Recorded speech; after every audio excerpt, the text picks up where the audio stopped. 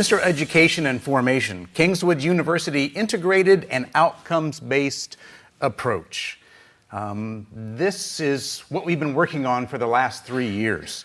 If I was actually going to be describing it in a different way, I might go to the second slide, if you would. The Kingswood big picture, our environment for growth, not purely student numbers. Let me stop there for just 1 second.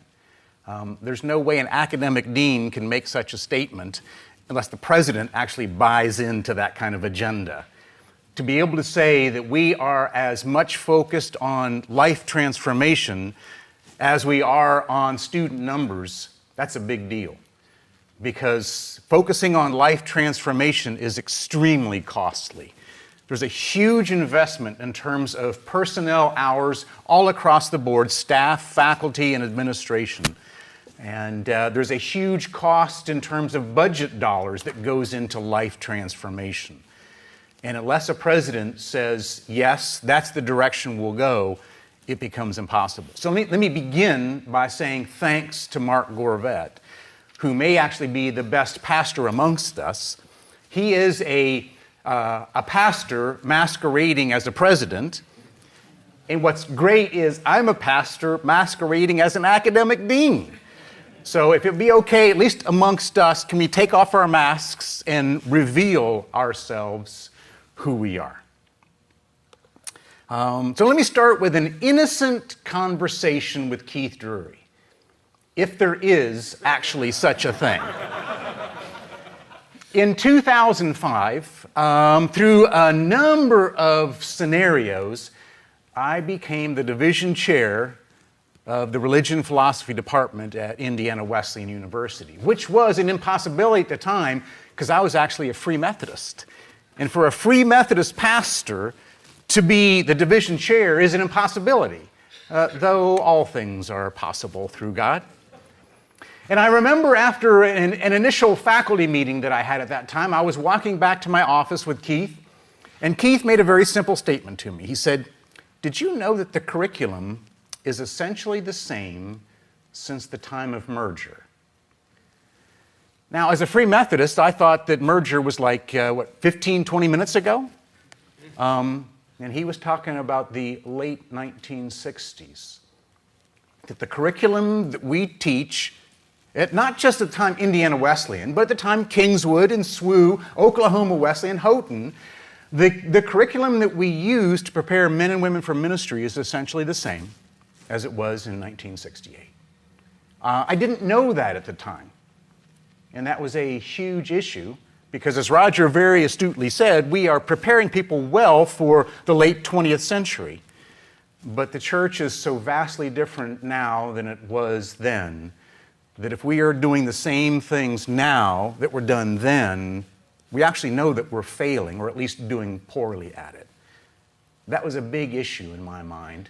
How do we begin restructuring both curriculum and the delivery of that curriculum in a way that will address the needs of not the church in the 20th century, and really not even the 21st, because what we know is what we're teaching our students now, the church is going to be different in 10 years. And so we need to teach them how to re-educate themselves in ministry again and again. The second, if you will, interesting conversation I had was about a faculty hire dilemma. It was the first faculty member that I was to facilitate the hiring of as a division chair, homiletics position. Those of you that are at our academic institutions, you know what it's like when you bring in a candidate for a position and within the first 15 minutes you already know it's a bad fit, and you've already set up at least a day or 2 full days of an interview process, and you know it's a waste of everybody's time. That's exactly what happened. We brought in somebody with all of the right credentials, but 15 minutes after the interview started, I began watching faculty members push away from the table. And you know the body language of where, okay, well, this is a waste. Went back to the search committee, and we began pondering questions that hadn't been asked before. Now, at the time, I had two roles there. I was both a division chair and a faculty member, as well as I had two children at Indiana Wesleyan.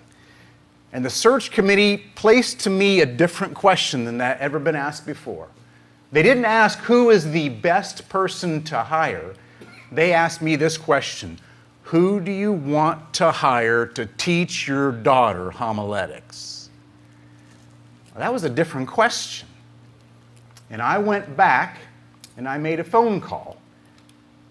Dave, do you remember that phone call? I called Dave Ward on the phone. He had no intention. He was planning on going on for further graduate education. And I said, Dave Ward, would you consider coming to Indiana Wesleyan for 2 years and teaching homiletics? And after those 2 years, I'm going to fire you because I want you to go on and get your PhD. Do you want to do such a foolish thing? Thanks for doing that, Dave. The reason I tell you that story is because I began to ask different questions. Who do I want to teach my daughter? And what I knew is that I knew that there are certain things when you see it in a person, when you see a person that you want to teach your daughter, you know it when you see it. And we began to quantify what it is that we want within a professor. If we can do this for a professor, why not do this for a pastor? How do we identify the outcomes that we want for a pastor? How do we shape the curricular experience to facilitate these desired outcomes? That's what was on my heart. We have, for the last several decades, been training pastors based upon inputs. What are the courses they need to take? And when they get done with those courses, out must pop a pastor. And we know that's just not true. So, let me give you, if I can, some initial observations about things that we began digging into at Kingswood. 3 words, let's just call them values, that have been at the heart of the work of every part of the Kingswood revisioning that we've done in the last 3 years. Now, can I stop for just 1 second before I go any farther and just take a moment of personal privilege? There's a number of Kingswood faculty members that are here, and I need to say a huge thank you to them, because everything that you will see are their ideas. These are things that began to be put together over the course of, now hear this, again, faculty members all across this room. When I was interviewing for my position at Indiana Wesleyan, I know that I asked Russ Gonzalez a question. I was trying to figure out, do I really want to teach? And I said, Russ, what are the 3 best things about being a professor? And I mean, instantly, here is his answer. Here it is: June, July, and August.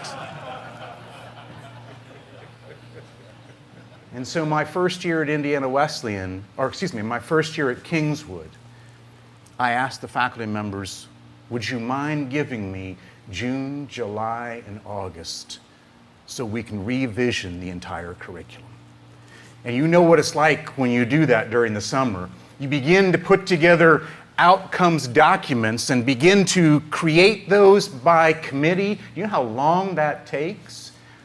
I bought Tim Hortons coffee every day for 3 months. It killed my budget and didn't do much for my bladder either. But I'll tell you what, it brought the faculty members together in creating a document that they have complete ownership of. So here are 3 guiding principles, if you will, to what we are working on. Number 1, we wanted everything that we do to be holistic, deeply concerned with the shaping of the whole person as he or she fits into the life of our redemptive community. Now listen carefully to that. We want everything that we do at Kingswood to shape the whole person, but not as an individual, as part of the redemptive community, and how it also will fit into their future ministry in mind. We don't have Kingswood in mind. We have the church in mind. Every academic institution talks about a term that's extremely important or extremely vital to the well-being of the school. It's called retention.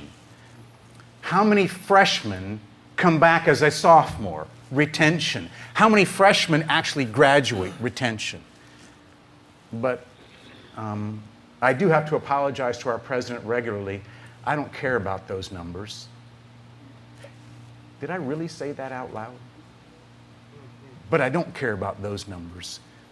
The retention numbers that we care about are how many people that are called to ministry are well prepared and then serve a successful lifetime of ministry in the church.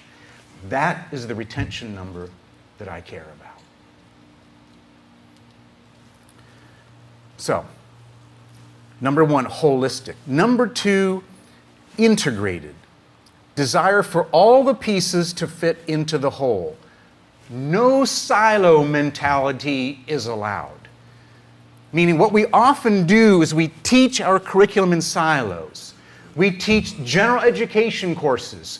We teach Bible and theology courses. We teach practical ministry courses. And please, may they not overlap at all, because this is my territory. One of the great joys that I had in being able to work with the faculty in terms of curricular development is faculty members talking about their area and being able to say, you know what, though I've been teaching this course for the last 15 years, you teach it instead because you'll do a better job of integrating it than I will. I wish I would have had a camera on the wall to be able to show to students, this is what a sanctified professor looks like. As he says, this is not my class, it's his class, and if somebody else can teach it better, so be it.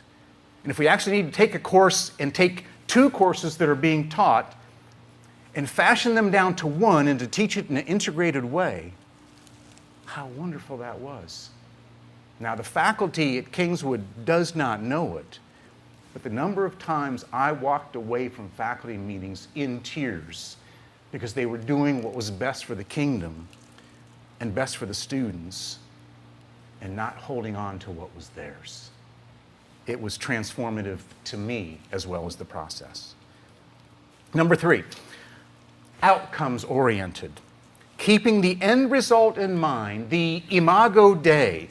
It is constantly thinking about what is best for the student rather than most convenient for us. So here are those three things: holistic, integrated, and outcomes-oriented. Now let me just show you just a brief schematic on what it means to teach in silos. This is often what we do because, friends, it's the way it's been modeled to us. It was the way we were taught. We were taught by Bible heads. We were taught by theologians. We were taught by general practitioners and practical ministry people. That was our model. But we know that's not the way the church operates, is it? The church has to be fully integrated to be healthy. And so what we wanted to try to do was to create a model at Kingswood that actually mimics the church. Well, this is kind of our integrated. None of us at Kingswood are very good with pictures. We just aren't. My faculty see me draw things on the board and they go, what the heck is that? But this is our way. Instead of looking at silos, it's kind of looking at this from, if you will, a cylindrical process. How does professional studies, Bible and theology, and general education all intersect? So, for example, Clinton, will you be teaching Pentateuch in the fall? Great, he'll be teaching Pentateuch. And Steve Elliott, who wasn't able to come with us, will be teaching homiletics. So do not be surprised if in the homiletics class, people are continually preaching from the Pentateuch. Because assignments that Clinton has in the Pentateuch class go directly into the homiletics class. And they are actually, can you believe this? Talking to each other about such a thing. What a novel idea. And we are trying to do everything that we can. Now, when I got to Kingswood, Janet Starks was the only person that knew all of the curriculum. But part of us sitting down and working through this process created a scenario where everybody knows what everybody else teaches. It created a community of integration. And so Clinton knows what Steve Elliott's teaching and will pass the students right directly into that. Now, we're getting better at that. We have not reached that point yet, but we are getting better. So we want to have some sort of cylindrical idea at how our curriculum is instead of in silos. Outcomes-based education. Now, primarily, we have three qualities, if you will, that we want to create. The center is the student itself. We want the student to be Christ-like in purity, in power, and in passion. Now, every institution has to come up with outcomes, and everybody uses different language or lingo to try to put this together. Let me just share with you what ours are. We have, if you will, three sides to this. The first is Christian character. The second is community connectedness, and the third is professional and personal competency. So just for a moment, let me talk about Christian character. There's a number of qualities that we want. We want holy and loving hearts towards God, holy and loving hearts towards others, holy and loving hearts towards self, and holy and loving hearts towards creation. And so we have outcomes that are designed to go along with those. We think those are vital in terms of the development of a pastor. For community connectedness, we want students to be culturally aware and adaptive, to be exemplary in terms of people skills. Now that is really tough to do with an 18 to 22-year-old. I mean, if you know what takes place in the dorms, and you probably do, it's pooled ignorance, isn't it? But we want them to learn to become people of people skills. And the only way to do that is by interacting with the community as a whole, and a sense of interdependentness and accountability. Every Wesleyan institution has rules. You can call them whatever you want, community standards by which you need to go by. They come into a school and they sign a statement of commitment to that. And then often the problem is, how can students get away with as much as possible? We are trying desperately to set up a community whereby students want to be accountable to their Lord, to their brothers and sisters in Christ, and to the administration. I have been so pleased the number of times this year. Now, it's come up a couple of times, so I think as a Wesleyan, we need to address this issue. Wesleyan pastors, Wesleyan professors. The issue of internet pornography is ravaging our students.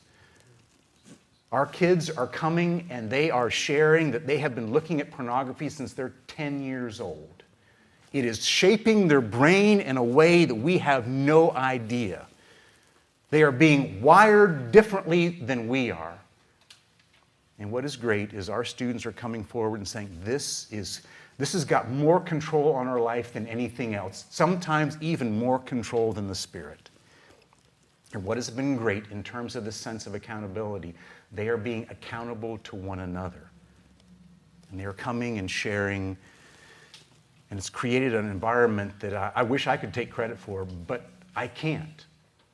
It is what is taking place when students are caring for one another and actually functioning as pastors for one another in sense of community connectedness. Finally, the area of professional and personal competencies. We want to create students that are biblically and theologically proficient. I'll let you guys define the word proficient. In most schools, that means you got a C or better in your classes. That they are professionally proficient, academically excellent, personally and socially proficient.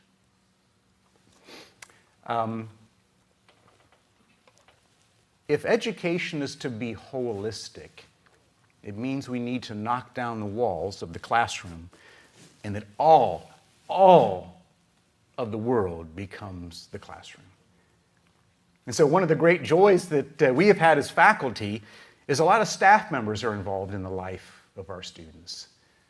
The president's wife, Sherry, and my wife, Angie, actually have put together a course on etiquette, how to sit at a table and eat a meal. You know this as well as I do, that our students are coming from broken homes, as Roger has so astutely said. There's a number of our students that have never eaten a family meal. They don't have a clue as to how to sit and eat a meal. And so we actually put together a meal last year. Mark and Sherry were the good couple, and Angie and I were the resident pigs. And so we showed them how to eat badly, and Mark and Sherry showed them how to eat well. Now, Mark will tell you he wanted to be the pig. He really did. We just didn't think that was quite presidential. But everything that we do prepares these men and women for ministry. It's not just what they learn in the classroom. It's what they learn across all of life. Curriculum. In most of our academic institutions, the only thing the faculty owns is the curriculum. Really, that's the only thing we have control over. Everything else comes, if you will, from an administrative standpoint, budget, dollars, etc. You own the curriculum. But faculty, could I place it one step farther? You are the curriculum. Our students don't just want to learn from you. They just don't want to spend time with you. They want to do life with you. I love the passage in Ephesians where Paul says that some are called to be apostles, some to be prophets, some to be evangelists. And I love this phrase, and some to be, and most translations say pastors and teachers. But if you are a Greek student, you know that the word kai does not come between pastor and teacher. We are all called to be pastor teachers. We want our students to know the definition of holiness, of sanctification. The greatest way they learn that is by sitting at your dining room table and asking your spouse what you're like. They learn sanctification not in the classroom, but by doing life with you. So we have these outcomes that are now placed together. What does this look like? Well, from Kingswood perspective, a BA in ministry, which is our primary major now, or our primary degree, it's 120 hours. And it falls into three pretty equal components. 1/3 is general studies, 1/3 is Bible and theology, which means that Kingswood students all major in Bible and theology.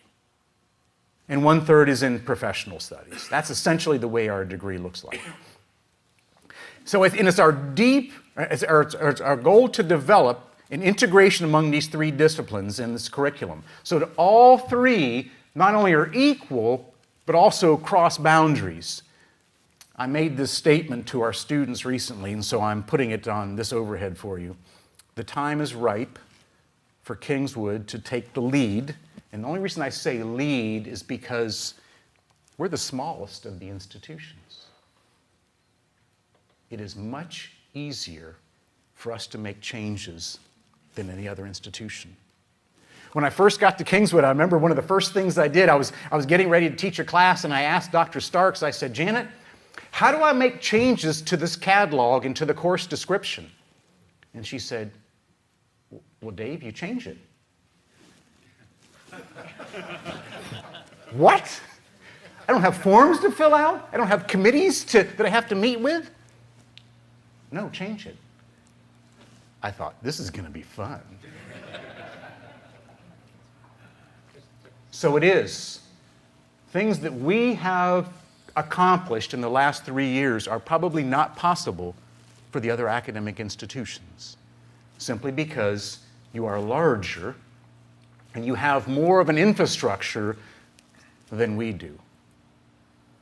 So it became fairly easy for me to ask this, instead of asking this question, what courses do we teach, to ask the question, what constitutes a virtuous pastor and a proficient and competent Christian leader? That's the question that we began to ask. Now I'm going to kind of show you, if I will, a schematic that gives you a little bit of detail on what it looks like, our curriculum as it's really put together. We have, and we don't quite call it this, it's the best way that I can categorize it, a School of General Studies. We have an area where general education classes are taught. About 36 hours in our program is general education courses. And then we have an area called the School of Christian Formation. It is where all of our students will major in Bible and theology.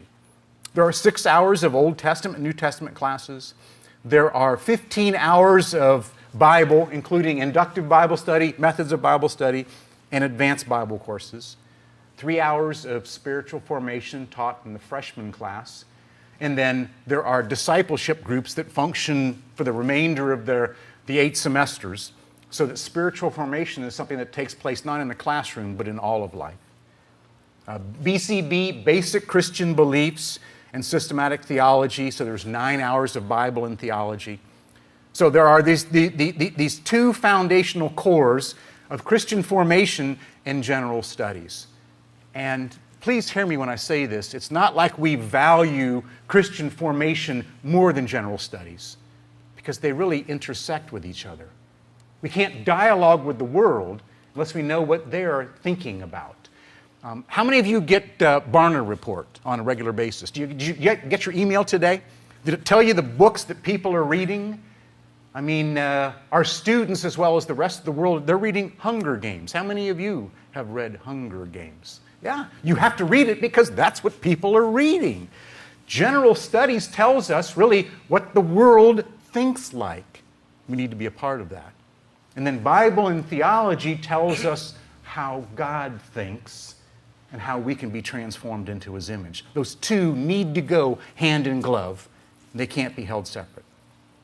Then we have a number of degree programs. We have pastoral ministry. We have the educational ministry, which a lot of people call Christian education. We call that educational ministry. Youth ministry, Christian counseling, church planting, global ministry, and children's ministry. Worship leading. We actually have a theology track, Christian school education, and then you can also graduate with a general education degree, 2 years associate's degree, and a 2-year, soon-to-be 4-year compassion and evangelism. We call it our Praxis program. These are our areas of ministry.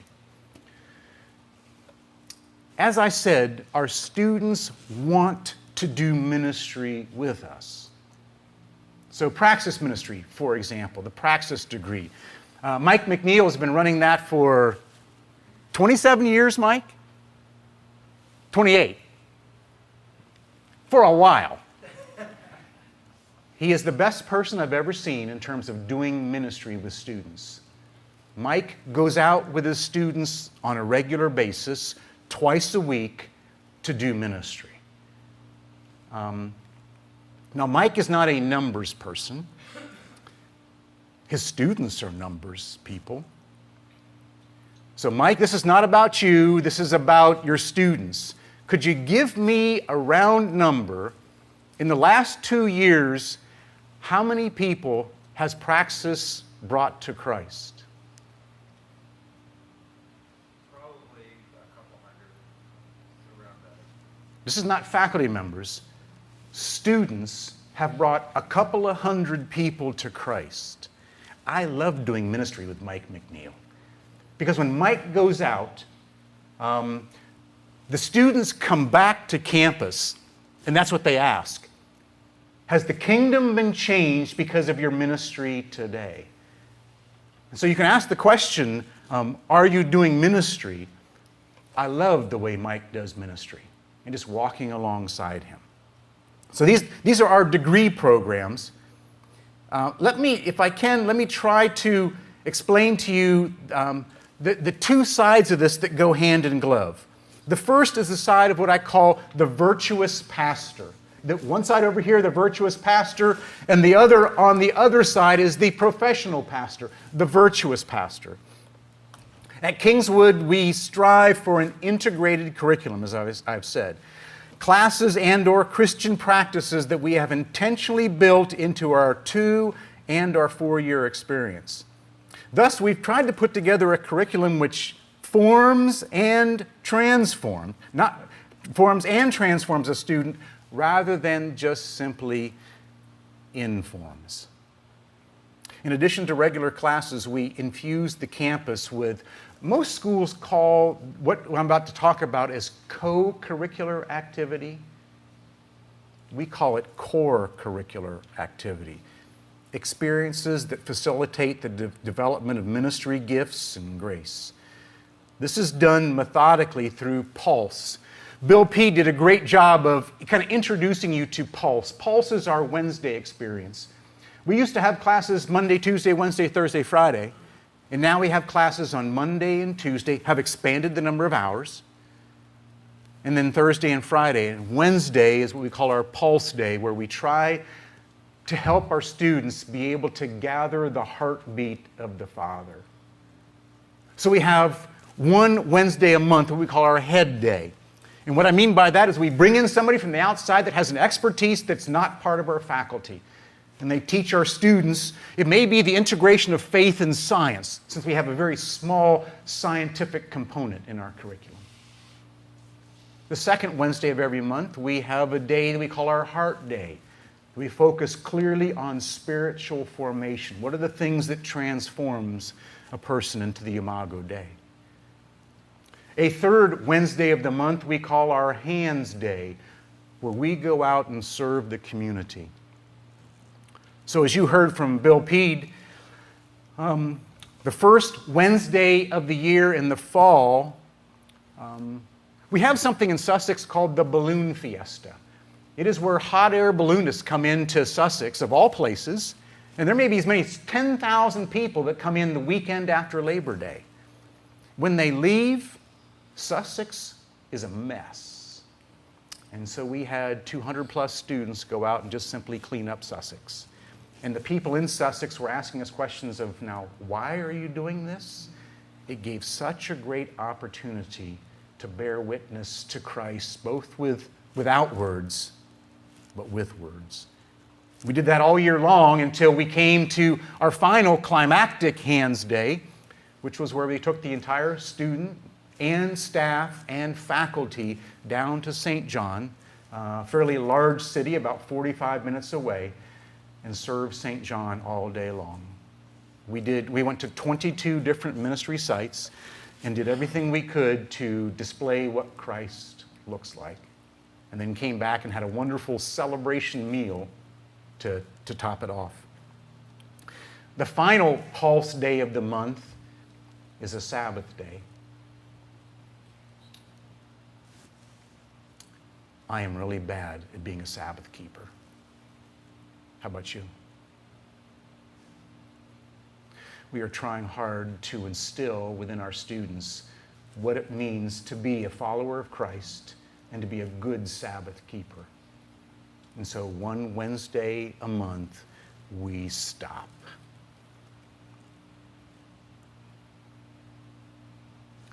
I'm still not very good at it. Jim Lowe, is it okay if I call you out for just a moment? Jim Lowe and I we're both bad Sabbath keepers. We're workaholics. And do you know what I'm really afraid of? Is that, Jim, our students will turn out to look just like you and me. I want them to have the best traits of Jim Lowe and to be a Sabbath keeper at the same time. So I want them to be looking at us and challenging us to be better at what we do. So Pulse is head, heart, hands, and Sabbath. We have chapel twice a week.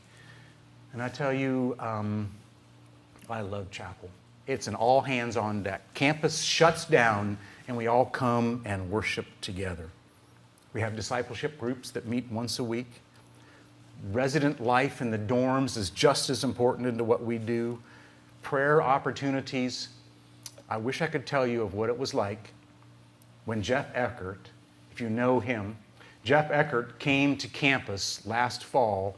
In the midst of a sermon, he just stopped and he looked at the campus and he said, I believe that God is calling you to pray 24/7.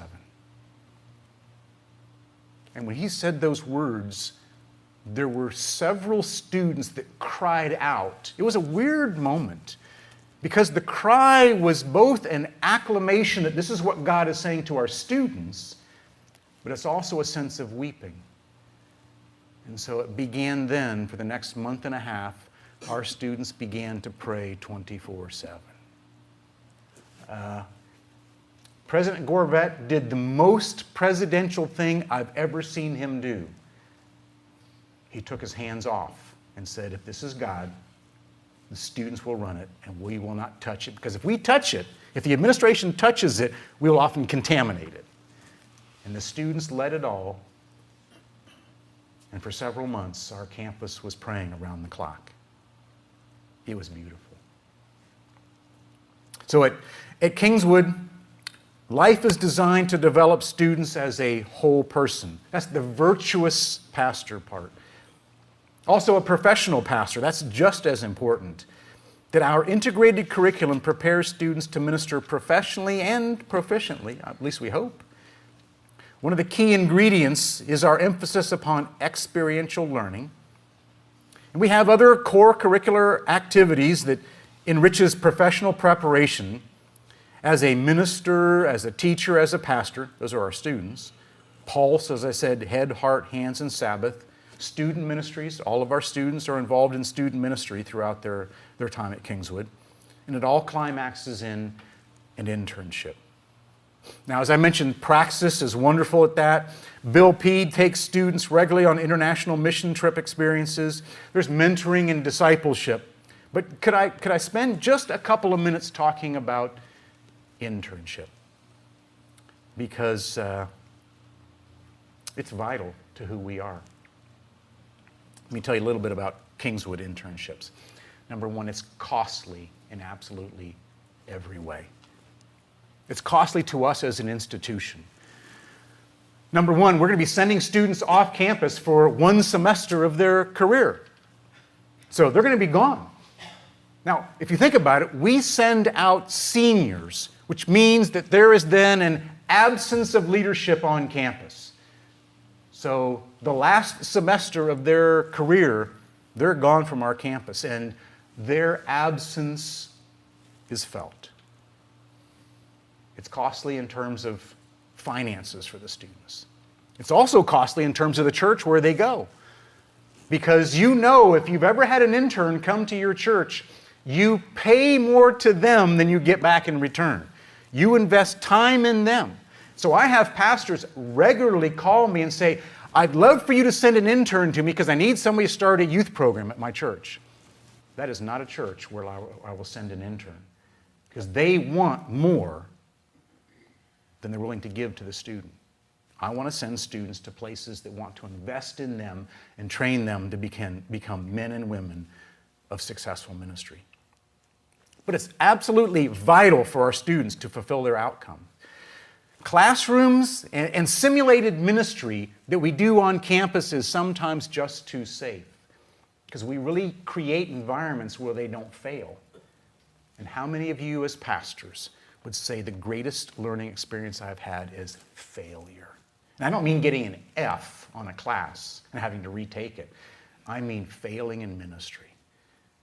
I have learned so much more through failure. And often we create environments that protect our students. When they go out on internships, it's not safe at all.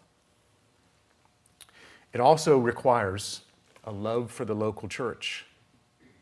Now, please read that as trust that the local church is where the climactic learning and spiritually transforming experience takes place. Bill Hybels is right. The local church is the hope of the world.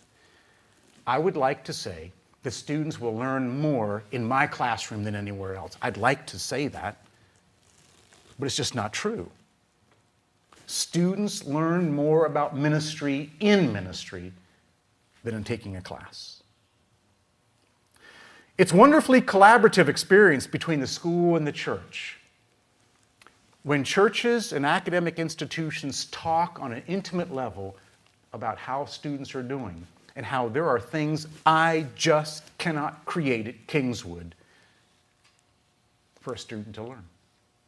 We need the local church to create men and women who are successful ministers. Number 5, it's a DBMD game changer. And the reason I say that is because of part of our conversation we had yesterday.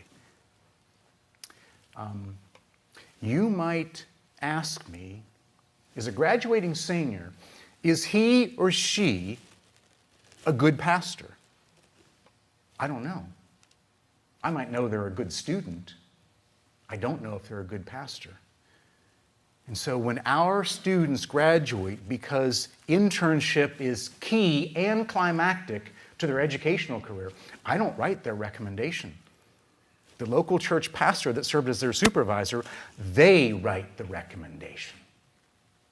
And so for DBMDs, what a gift that is to be able to actually know before somebody's going out to begin their 2 years of ministry experience, the DBMD to already have a recommendation from a local church pastor, that's a game changer in my mind, an absolute game changer. Can I talk just a little bit about some of the details of the internship, and then I'll be done.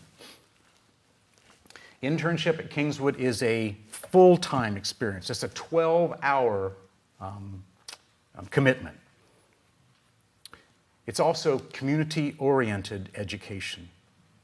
Learning and development in the local church with a supervisor and a staff. So all of a sudden, the local church becomes surrogate faculty members for Kingswood. I love it. I love being able to place students in a church setting where they get practitioners. Now, I think of myself as a pastor, but when I begin thinking about the length of time I've now been in academics and away from the local church has reinvented herself again and again. So I can teach them what ministry was like, well, it was last century when I pastored. I want them being in the tutelage of somebody that is doing ministry right now. However, processing and reflection with peers takes place in an online format with Kingswood professors.